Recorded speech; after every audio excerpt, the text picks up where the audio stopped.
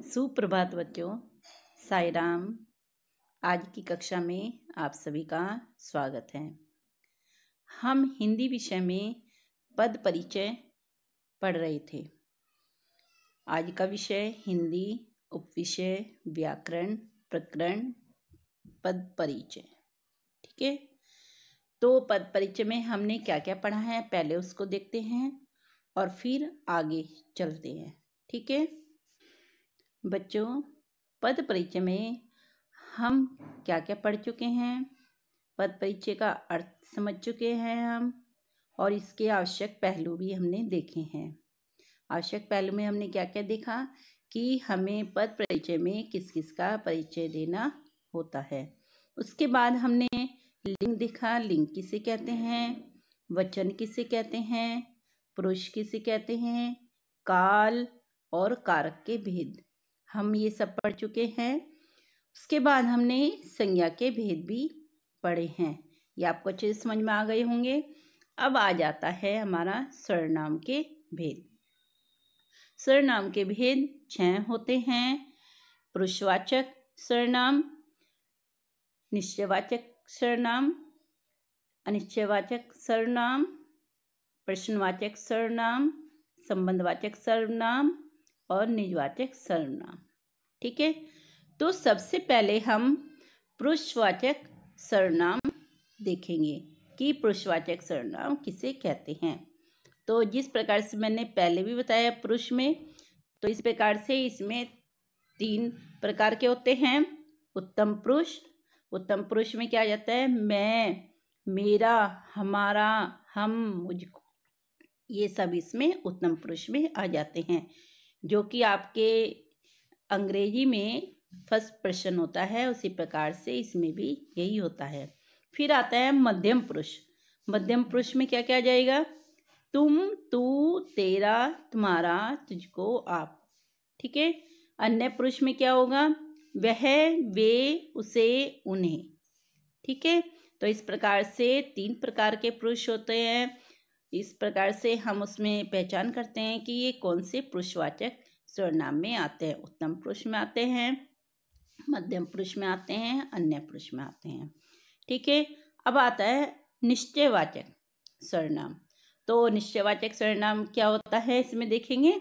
जो सर्वनाम शब्द किसी निश्चित व्यक्ति, वस्तु अथवा घटना की ओर संकेत करें, उन्हें निश्चयवाचक सर्वनाम कहते हैं। जो हमारे बिल्कुल पास में रहते हैं, समीप के लिए, उनके लिए क्या प्रयोग किया जाता है, यह, ये, इन्हें, इनका। जो हमसे दूर रहते हैं, हमसे काफ़ी दूर हैं, उनके लिए क्या प्रयोग करते हैं हम, वह, वे, उन्हें, उनका। ठीक है, तो यहाँ पर हम देखेंगे यह और वह पुरुषवाचक सर्वनाम भी हैं। ठीक है, तो कुछ हम उसमें भी है, तो आप बिल्कुल भी कंफ्यूज मत होना, क्योंकि एक समय में एक ही प्रश्न पूछा जाएगा। अगर यह आता है तो उसमें निश्चयवाचक सर्वनाम लिख सकते हैं तो भी आपका सही होगा, पुरुषवाचक सर्वनाम लिखेंगे तो भी आपका सही होगा। इसके हम उदाहरण देखेंगे कुछ। विश्वास न हो तो यह तुम पढ़ लो। तो इसमें ये देखो कि किसी को संकेत हो रहा है, यह तुम, यह से संकेत कर रहे हैं हम, तो इसलिए हमारा निश्चयवाचक है कि यह तुम पढ़ लो। मैं पुस्तकें लाया हूँ, इन्हें तुम पढ़ लो। तो इन्हें से इसको कहा जा रहा है, इसकी ओर ध्यान दिलाया जा रहा है कि इन्हें तुम पढ़ लो। निश्चित रूप से है कि इसमें कोई भी हमें संदेह नहीं है कि हम क्या पढ़ लें, इन्हें तुम पढ़ लो। वह सड़क पर दौड़ रहा है, तो इसमें पता है कि कौन दौड़ रहा है, वह दौड़ रहा है। तो उस सर्वनाम की ओर संकेत किया जा रहा है, वो निश्चित रूप से कहा जा रहा है कि वह दौड़ रहा है। वे मोटर गाड़ी चलाना सीख रहे हैं, तो इसमें निश्चित रूप से कहा जा रहा है कि वे मोटर गाड़ी चलाना सीख रहे हैं। इसमें कोई संदेह नहीं है, इसमें साफ पता चल रहा है कि हमें कौन गाड़ी सीख रहा है, वे सीख रहे हैं। ठीक है, अब आगे चलेंगे। अब हमारा तीसरे नंबर पे आता है अनिश्चयवाचक सर्वनाम। ठीक है, तो यहाँ पर अनिश्चयवाचक सर्वनाम देखेंगे हम। जिन सर्वनाम शब्दों से वस्तु, व्यक्ति, स्थान आदि की निश्चितता का बोध नहीं होता, वे अनिश्चयवाचक सर्वनाम कहलाते हैं।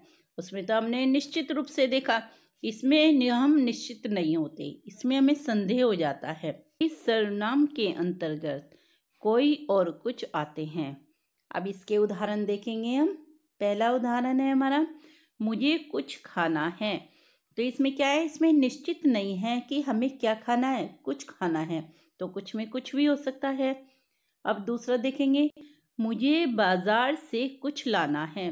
तो इसमें भी निश्चित नहीं है कि हमें क्या लाना है, कुछ लाना है बस।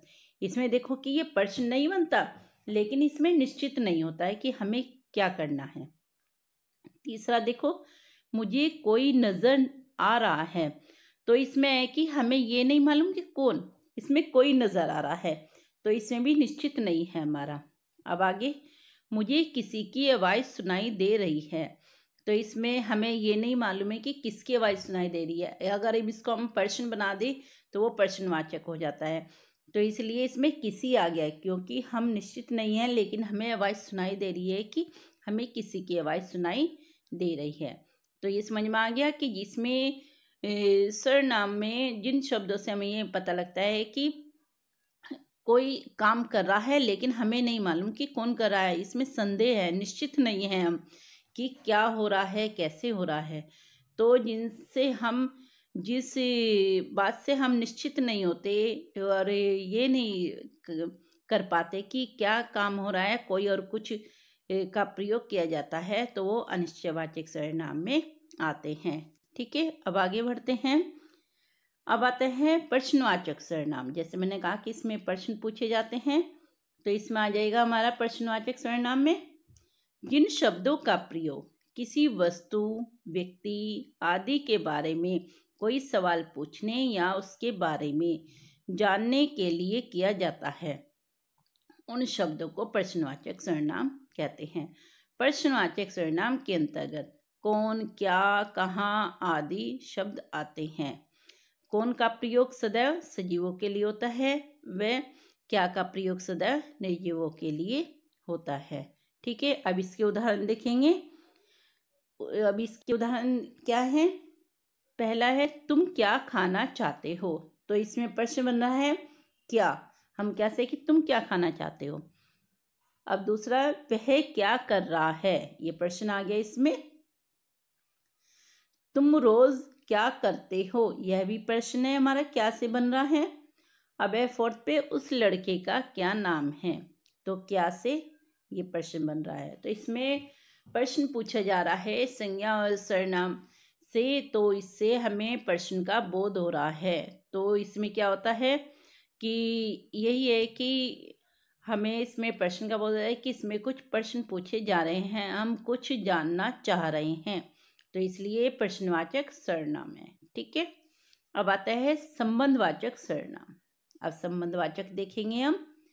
5वें नंबर पे आता है, जिन सर्वनाम से दो भिन्न बातों का संबंध प्रकट होता हो, अर्थात जो सर्वनाम प्रधान वाक्य से आश्रित वाक्यों को का संबंध जोड़ते हैं, वह संबंधवाचक सर्वनाम कहलाते हैं। जैसे जो सो, वह जो, जिसे वही, जिसे उसे, जैसे वैसे, जिसने उसने। ठीक है, यह हमेशा जोड़े में आता है, जिसे हम युग्म रूप कहते हैं। ठीक है, अब इसके उदाहरण देखेंगे। पहला है, जो करेगा सो भरेगा।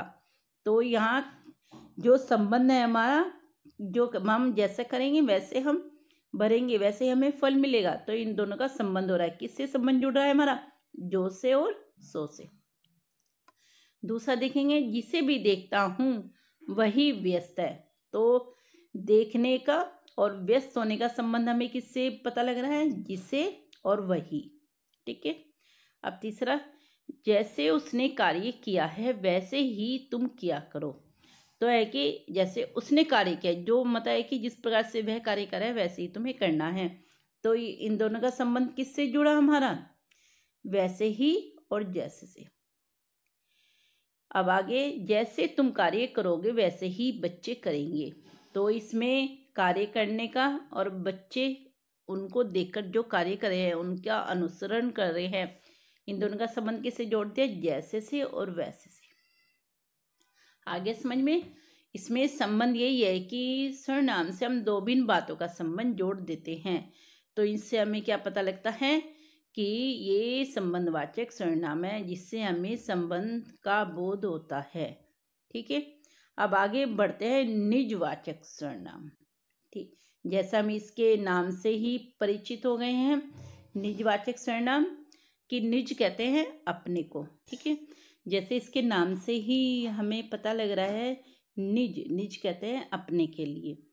तो इसमें जो शब्द हम अपने लिए प्रयोग करते हैं उसे हम निजवाचक सर्वनाम कहते हैं। जैसे आप, स्वयं, खुद, तो ये क्या होते हैं? हमारे अपने लिए प्रयोग किया करते हैं। लेकिन जो आप है, तो आप हम उसमें भी प्रयोग करते हैं आदर्शसूचक, ये मध्यम पुरुष भी हो सकता है। तो इसमें अंतर क्या है? जब हम किसी को बात कह रहे हैं जो हमारी बात को सुनने वाला है कि आप ये काम कर लीजिए, आप ये काम करिए, तो उसमें ये मध्यम पुरुष होगा। और जब हम कहेंगे यह काम हम अपने आप करेंगे, तो यहाँ पर अपने आप हो रहा है, तो वो निजवाचक सर्वनाम होगा। दोनों में अंतर समझ में आया? अब इसमें उदाहरण देखेंगे हम यहाँ पर। जैसे आप कहाँ जा रहे हैं, तो इसमें क्या हो गया? यहाँ आप आ गया। तो हम प्रश्न कर रहे हैं किसी और से, तो आदर्श सूचक हम बोल रहे हैं आप कहाँ जा रहे हैं, तो ये मध्यम पुरुष में ही माना जाएगा। अब देखेंगे कि निजवाचक में क्या हो सकता है। तो आगे उदाहरण देखेंगे।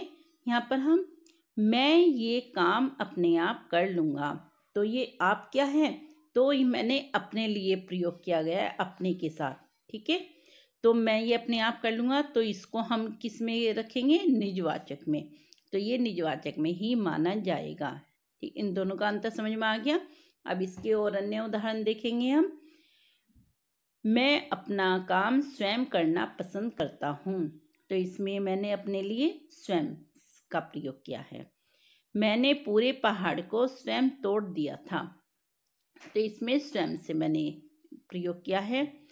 मैं यह सब अपने आप कर सकता हूँ, अपने आप आ गया, इसमें अपने लिए प्रयोग किया हमने। मैं अपनी पढ़ाई अपने आप करूँगा, तो इसमें क्या हो गया? अपने आप, अपने लिए प्रयोग किया। मैं खुद कुछ नहीं कर सकता, मुझे सहायता चाहिए, स्वयं के लिए क्या प्रयोग किया हमने? खुद।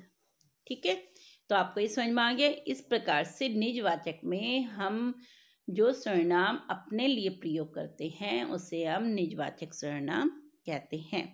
आपको अच्छे से समझ में आ गया होगा। आगे हम विशेषण देखेंगे। विशेषण किसे कहते हैं? तो अब ये विशेषण कितने प्रकार के होते हैं आपने छोटी कक्षा में भी पढ़े होंगे। विशेषण 4 प्रकार के होते हैं। गुणवाचक विशेषण, संख्यावाचक विशेषण, सार्वनामिक, जिसको हम संकेतवाचक विशेषण भी कहते हैं। फिर है हमारा परिमाणवाचक विशेषण। ठीक है, तो आपको अच्छे से समझ में आए। अब इनको हम एक एक करके अच्छे से समझेंगे। अब यहाँ पर गुणवाचक विशेषण देखेंगे कि गुणवाचक विशेषण में क्या होता है कि जब हम किसी व्यक्ति और वस्तु की विशेषता देखते हैं, गुणों को देखते हैं, तो उन्हें हम गुणवाचक विशेषण कहते हैं। जिन शब्दों से हमें पता लगता है किसी की योग्यता, किसी की विशेषता, तो ये विशेषता अच्छी भी हो सकती है और बुरी भी हो सकती है। तो अब यहाँ पर उदाहरण देखते हैं। उदाहरण नंबर 1, मुझे लाल लाल टमाटर चाहिए। तो टमाटर कैसे हैं? लाल लाल। तो टमाटर की योग्यता क्या है? टमाटर की विशेषता क्या है? हमारी लाल लाल है। नंबर 2, महकता गुलाब मनोहारी होता है। तो यहाँ पर गुलाब कैसा है? महकता हुआ, खुशबू देता हुआ। ठीक है, तो ये गंध के ऊपर हो गया। तीसरा है, यह सुंदर फूल मेरे बगीचे का है। तो फूल कैसा है? सुंदर। अब यहाँ पर अर्जुन बहुत भाग्यशाली है। अर्जुन कैसा है? भाग्यशाली। तो इसमें इसके गुणों का पता लग रहा है, इनकी विशेषताओं का पता लग रहा है, इसलिए क्या है? ये गुणवाचक विशेषण। ये संज्ञा और सर्वनाम की विशेषता बता रहे हैं। अब आता है हमारा संख्यावाचक विशेषण। जो विशेषण शब्द हमें संज्ञा और सर्वनाम की संख्या का बोध कराते हैं, हमें उनकी संख्या को बताते हैं, उन्हें हम क्या कहते हैं? संख्यावाचक विशेषण। संख्यावाचक विशेषण भी 4 प्रकार के होते हैं। क्रमबोधक, गुणाबोधक, समुच्चय बोधक, विभाग बोधक। ठीक है, यह 4 प्रकार के होते हैं। सबसे पहले हम क्रमबोधक विशेषण देखेंगे। क्रमबोधक विशेषण किसे कहते हैं? ठीक है, जो शब्द संज्ञा और सर्वनाम के क्रम और स्थिति को बताते हैं उन्हें हम क्रमबोधक विशेषण कहते हैं। इसमें मतलब क्रम चलता रहता है, पहला, दूसरा, तीसरा, फिर 1, 2, 3, मतलब ये क्रम है। अगर हम कहेंगे 4 दोस्त घूमने जा रहे हैं तो है कि ये क्रम है। तो इस प्रकार से इनको हम क्रमबोधक विशेषण में ही गिनते हैं। जैसे हम कहेंगे वह कक्षा 10वीं में पढ़ता है, तो 10वीं क्या है? 10वीं भी क्रम है, पहली, दूसरी, तीसरी, चौथी, ये क्रम चल रहा है, तो ये क्रमबोधक में आता है।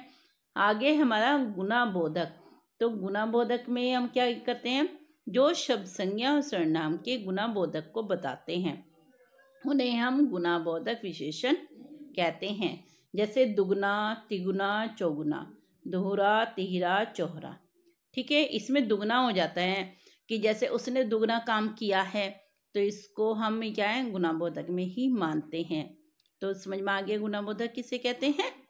अब आगे आता है हमारा समुच्चय बोधक। समुच्चय बोधक किसे कहते हैं? जो विशेषण शब्द एक से अधिक संज्ञा और सर्वनाम शब्दों को जोड़ते हैं उन्हें हम एक समूह का नाम दे देते हैं। वे शब्द क्या कहलाते हैं? समुच्चय बोधक विशेषण। ठीक है, कभी कभी हम बहुत सारे चीज होती है उन्हें हम एक नाम दे देते हैं, तो उन्हें हम समुच्चय बोधक उसमें ही गिनते हैं। तो एक समूह में हो जाते हैं कि सप्ताह में सब लोग घूमने जाते हैं, तो इस प्रकार से सप्ताह में 7 दिनों को हमने एक नाम दे दिया, सप्ताह में सब लोग घूमने जाते हैं, तो यहाँ पे एक नाम दे दिया जाता है। तो जैसे नवग्रह, नवग्रह 9 ग्रहों का समूह हो गया, तो हमने उनके लिए एक ही नाम रख दिया है, नवग्रह। तो इस प्रकार से समुच्चय बोधक विशेषण यही है कि हम एक ही वो कर लेते हैं, तीनों चारों, जैसे चारों दोस्त घूमने जाते हैं, तो यह है कि हमने अलग अलग नाम नहीं लिया, चारों बोल दिया, उनको एक साथ ही मिला दिया, तीनों, चारों, पांचों, सातों। तो हमने अलग अलग नाम लिए, जैसे कि चारों दोस्त है कि 4 दोस्त अलग हो गए, राम, मोहन और 2 हो गए, लेकिन हमने अलग अलग नाम न लेकर हमने कहा है कि चारों दोस्त घूमने जाते हैं। तो जब हम संज्ञा सर्वनाम के शब्दों को जोड़ देते हैं, एक समूह बना देते हैं, तो उनको हम क्या कहते हैं? समुच्चय बोधक विशेषण कहते हैं। अब आता है विभाग बोधक विशेषण। विभाग बोधक संख्यावाचक विशेषण है ये। जिन शब्दों से संख्या में विभाग का होना पाया जाए उसे विभाग बोधक संख्यावाचक विशेषण कहते हैं। जैसे 4-4 लोग, 10-10 हाथी, प्रत्येक नागरिक। ठीक है, अब आता है हमारा सार्वनामिक विशेषण। इसको हम संकेतवाचक विशेषण भी कहते हैं। जो विशेषण शब्द संज्ञा और सर्वनाम की ओर संकेत करते हैं उन्हें संकेतवाचक सार्वनामिक विशेषण कहते हैं। इन वाक्यों में संकेतवाचक विशेषण का प्रयोग सर्वनाम की भांति किया जाता है। भांति कहते हैं सर्वनाम के तरीके से किया जाता है, उन तरीके से। ठीक है, इसलिए इनको सार्वनामिक विशेषण कहा जाता है। अब इसके उदाहरण देखेंगे तो आपको अच्छे से समझ में आ जाएगा। पहला उदाहरण है, वे तुम्हारे साथी हैं, तो वहां पर संकेत किससे करें हम? वे से।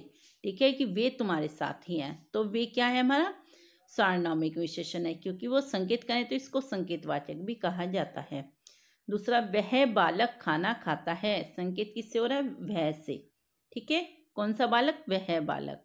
अब यहाँ पर देखेंगे 3rd नंबर पे, वह लड़का बहुत होशियार है, तो वह से यहाँ पर संकेत हो रहा है उस लड़के की ओर। आगे, तुम्हारी किताब बहुत अच्छी है, तो इसमें किससे संकेत किया जा रहा है? तुम्हारी से। ठीक है, ये सार्वनामिक विशेषण है कि किसकी किताब? तुम्हारी किताब। तो तुम्हारी से हम संकेत कर रहे हैं, तो इसलिए सभी क्या है? हमारे सार्वनामिक विशेषण है। ठीक है, अब आगे बढ़ते हैं परिमाणवाचक विशेषण। तो इसमें परिमाणवाचक विशेषण देखेंगे। वे विशेषण जो अपने विशेष्य की निश्चित या अनिश्चित मात्रा का बोध कराएं उन्हें परिमाणवाचक विशेषण कहलाते हैं या परिमाणवाचक विशेषण कहते हैं। इससे हमें मात्रा का पता लगता है। तो इसमें क्या है? पहला, मुझे थोड़ा दूध चाहिए, बच्चे भूखे हैं, तो इसमें थोड़ा आ गया। देखो, तो इसमें निश्चित नहीं है, मैं थोड़ा चाहिए। अब दूसरा, चुल्लू भर पानी में डूब मरो। चुल्लू भर कितना होता है, तो एक मात्रा का में बोध हो रहा है इसमें। अब आगे है उस पर तो घड़ो पानी पड़ गया। तो घड़ो इसमें गिनती नहीं है हमारी, लेकिन घड़ो पानी ये सभी अनिश्चित है, मात्रा है हमारी। अब यहाँ आगे देखेंगे, मुझे 4 केले चाहिए। इसमें मात्रा है, उसमें संख्या बताई जा रही है 4 है, तो एक 4 केले चाहिए। इसको हम संख्यावाचक में भी गिन सकते हैं 4, इसमें यहाँ भी गिन सकते हैं, क्योंकि ये मात्रा बताई रही है कि कितने केले हैं। अब आगे 5 किलो चावल चाहिए। इससे भी निश्चित मात्रा है हमारी कि कितने चावल चाहिए, 5 किलो। लेकिन ये भी हम संख्यावाचक में गिन सकते हैं कि यहाँ भी संख्या आ रही है हमारी, तो इसलिए यो भी हम संख्यावाचक में गिन सकते हैं। लेकिन ये परिमाणवाचक विशेषण भी होता है, क्योंकि ये विशेषता बता रहे चावल की कि कितनी मात्रा है चावल की। तो ठीक है, तो इसमें हमें पता लग रहा है उसमें संज्ञा और सर्वनाम की विशेषता होती है। तो इसमें क्या है कि संख्यावाचक में संख्या का बोध होता है, तो इसमें भी संख्या का बोध हो रहा है, लेकिन इसमें मात्रा का भी बोध हो रहा है, तो ये परिमाणवाचक विशेषण भी होता है। तो आशा करती हूँ आपको सभी विशेषण अच्छे समझ में आ गए होंगे। आज हमने सर्वनाम और विशेषण के भेद समझे हैं। तो आगे की वीडियो में अब क्रिया और क्रिया विशेषण देखेंगे। आज हम इतना ही लेंगे, ठीक है। आपको अच्छे समझ में आया, इतना आप अपनी उत्तर पुस्तिका में नोट करेंगे। अभी मैं इसकी PDF भी भेजूंगी आपको नोट्स की, तो आप उससे भी आप कर सकते हैं अपनी उत्तर पुस्तिका में, ठीक है। धन्यवाद बच्चों, साई राम। आप अपना अपना गृह कार्य अवश्य करना, और मैं आपको PDF भी भेजूंगी इसके नोट्स की, आप उससे भी कर सकते हैं। और इन सबको याद भी करना, इनके नियमों को याद करना है, अच्छे से इसको समझना भी है। आशा करती हूँ सभी आपको अच्छे से समझ में आ गया होगा, ठीक है। साई राम।